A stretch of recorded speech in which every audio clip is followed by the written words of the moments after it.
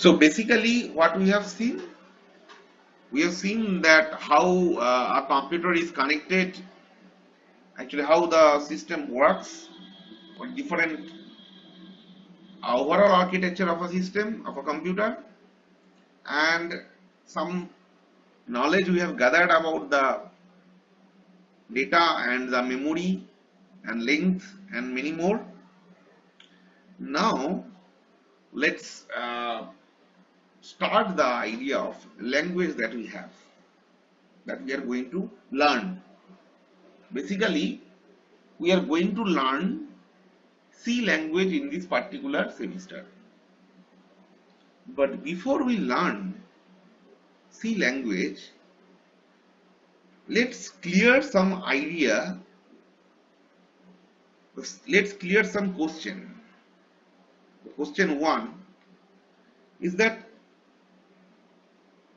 what is language? How you can define a language?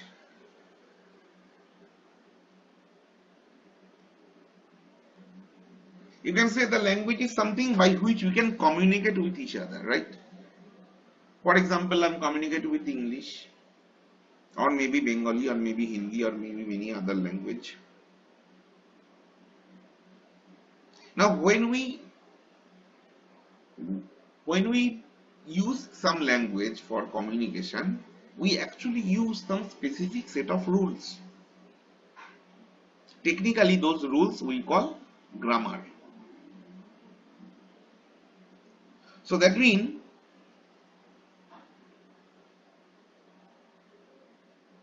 in other words, we can say that a language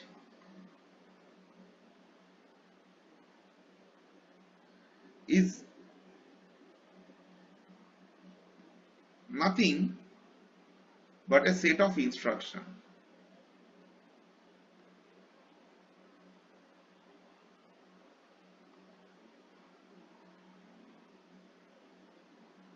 Means we say something to you, for example, you please sit down. It has a specific meaning, and this is some instruction that has a specific meaning you can understand because you have somehow idea about this language. Now, with respect to computer, if I say, the next question may come that what is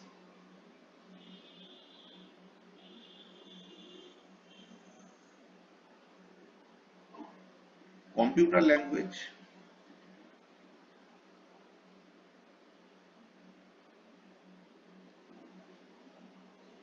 So, if the language is used for communicating with each other, for example, between I and you, in a similar way, you can say the computer language is for communicating between computer and me, or computer and you. So basically, computer cannot actually communicate with the human being directly by a common language. The reason we have already seen in the previous slide, that is computer works in some high voltage and low voltage condition, and I don't know, or you don't know about the language of high or low voltage. I don't work with only ones and zeros, but computer work.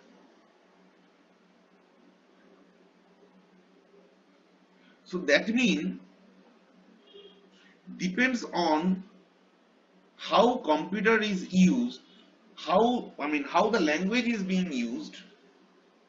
This computer language actually has been categorized mainly in 3 ways.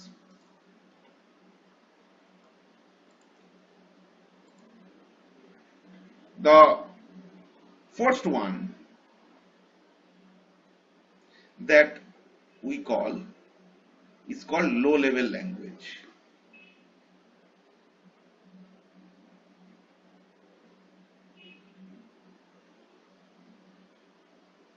I'm sorry, I mean, it's not much clear.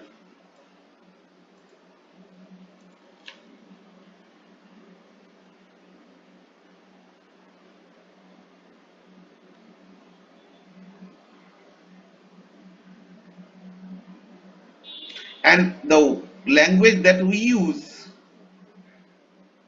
is called high level language.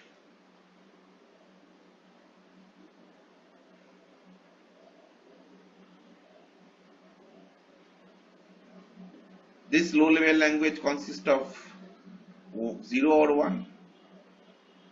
This high level language consists of some English letters. But these English letters cannot be directly converted to 0 and 1. And that is why in between high and low level, we have a middle level language. Sorry.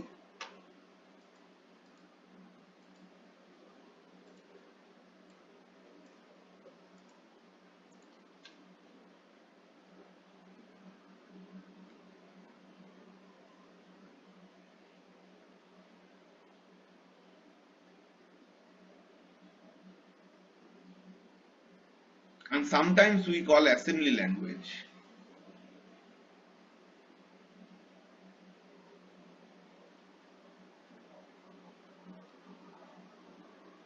So we work with high level language and somehow machine can understand this low level language. So how we can do this? Okay. So we will try to realize it very soon, but before that we can define this computer language from other perspective also. A computer language can also be defined as what you call a set of programs.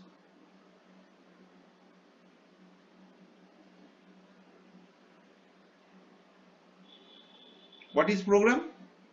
Again, you can say a program is basically a set of instruction, which is basically can say it as a program is basically not the whole thing. Specifically, a program can be defined as set of instructions. So how we write this instruction, that we will learn it. It depends upon the language. But other than this program can also be defined as what we call form of software.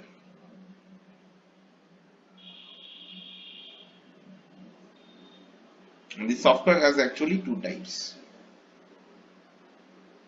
One we call system software,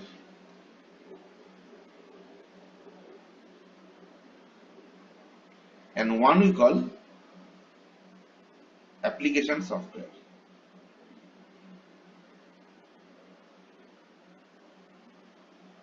The system software consists of, it can be your operating system or many more. This application software is the softwares that actually runs in a computer based on this system software. For example, MS Word, Microsoft Office, or maybe VLC player, like something like this. Now naturally, the next question will come that why this computer language is required. The next question will come, question 3. You can say that what is the need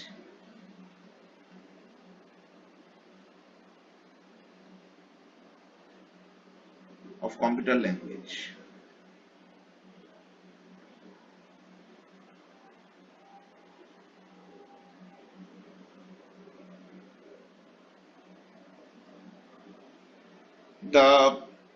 let's take an example, a situation. And suppose there is a person,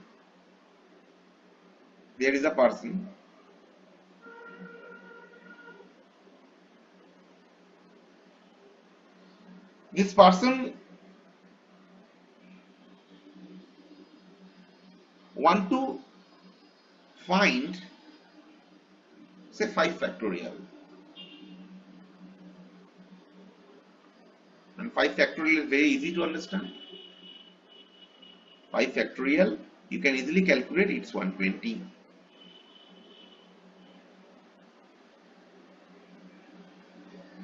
But if the same person want to calculate 120 factorial, calculating 120 factorial by the same person is not possible, because the calculation is becoming so complex. Then what the computer can do, what the person can do, the person can write a program.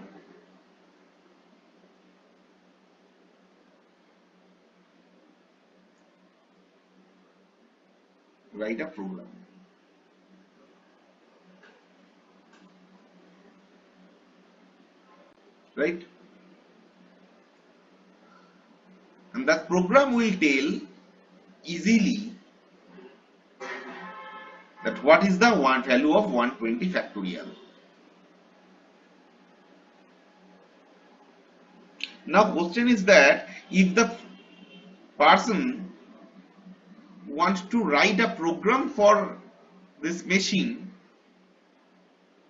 this is a machine, okay, some program is running within this machine, and this machine can tell the person that what is the value of 120 factorial. But assume that the person want to write some program. So basically this person will use what? This person will use some high level language, as we have seen.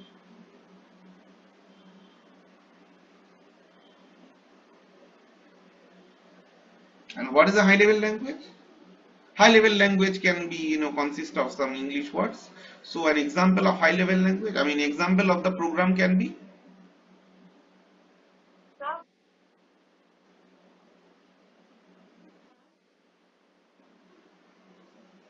something like A equal to say 10, B equal to say 20, say C equal to say A plus B, or maybe I want to print the output, that is C.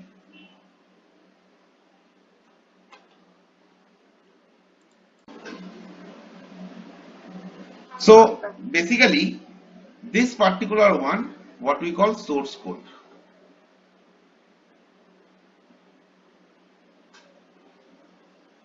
Now problem is that if you run this program in a machine, the machine will reject this program. Why? Because this is a high level language, but machine cannot understand high level language. Machine can understand only a low level language having some ones and zeros. So that means this program need to pass to another box, and this box will basically generate the corresponding machine level language of the same length program that you have written, the machine level code that this particular black box will generate, and that can be easily understandable by the machine.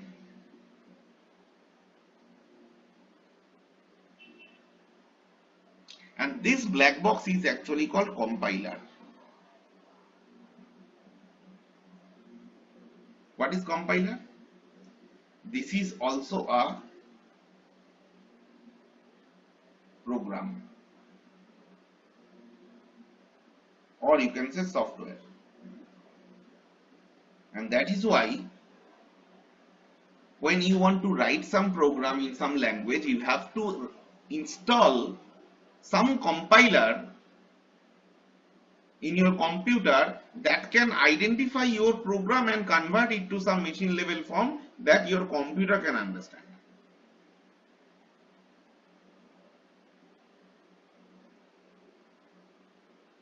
So each and every language is associated with number of compilers. For example, in here we are going to learn C. So we will have various compilers that can understand the high level language of C. For example, Turbo C++ compiler, GCC compiler for Linux, the code block compiler, and many more. So this is actually how I hope you can understand the situation that actually we are going through. We will actually install some compiler in our machine and we will start writing some source code. How we can write that we will start from the next class. You don't need to worry about the machine level code because the compiler will generate this. What actually you have to remember? You have to remember about one very important thing, that is syntax of the language. Syntax means, for example, if I say that how are you, after you must have an R. Grammatically this is defined. If you say how is you are wrong. We say syntax also is actually sort of set of rules that you have to follow when you have to write the instruction. If your syntax is correct, then the compiler can compile your source code and convert it to machine level code so that the machine can run your program. So we will understand this syntax, very soon. Day by day, as we will dive into deeper part of this language, we will see various type of syntax in the language in future classes.